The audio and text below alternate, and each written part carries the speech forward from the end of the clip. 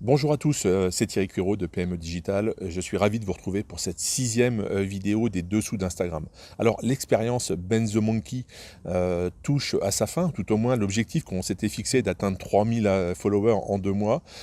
Cet objectif n'est pas tout à fait atteint, loin s'en faut, on est environ à peu près à la moitié, on va bientôt passer les 1500. Alors l'expérience n'est pas forcément un échec, on a découvert plein de choses et du coup on a expérimenté aussi de nouvelles techniques dont Mathieu va nous parler maintenant.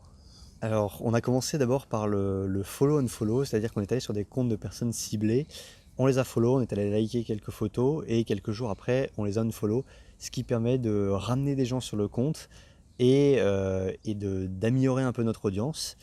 Ensuite, on s'est tourné un peu vers des applications qui permettaient d'optimiser ça. Alors, c'était toujours le même principe de follow and follow, mais simplement, on le faisait par une application. Et en fait, on a remarqué qu'il fallait qu'on passe beaucoup de temps à faire ça.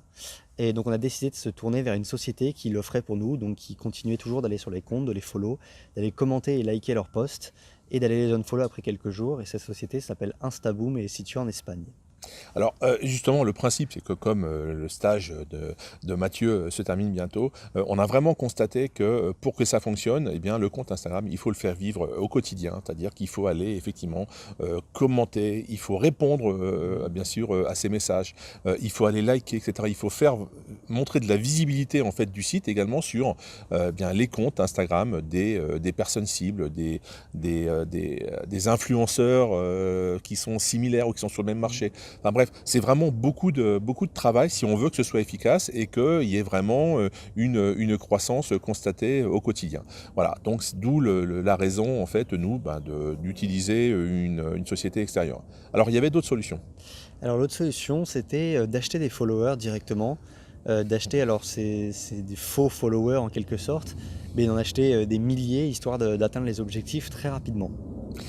Alors, on aurait pu tricher entre guillemets et atteindre nos 3000 ou même 10 000 followers à la fin de 2 mois en effectivement achetant des followers. Alors, c'est des comptes fake, des personnes qui n'existent pas, des sociétés chinoises notamment qui offrent ces opportunités d'avoir des milliers de followers pour vraiment pas cher. Mais c'est pas du tout l'objectif. L'objectif, il s'agit bien sûr pas simplement d'avoir un nombre à la base à côté de followers, mais d'avoir des vraies personnes qui nous suivent avec lesquels on va interagir et nous on peut se targuer d'avoir un excellent taux d'engagement et d'interaction avec nos followers, donc c'est vraiment quelque chose qu'on voulait conserver. On s'est donc interdit d'acheter des followers quitte à rater l'objectif qu'on s'était fixé de 3000 abonnés. Malgré tout l'expérience va continuer. Merci Mathieu pour ces 2 mois à essayer de faire Ben, la merci Ben. promotion de Ben, à traiter les photos, à répondre et à gérer le compte de Ben the Monkey. L'expérience continue et je vous donne notamment rendez-vous dans 2 mois à peu près, on va dire fin juin, pour une nouvelle étape dans cette expérience. Donc restez en contact avec Ben ou avec nous.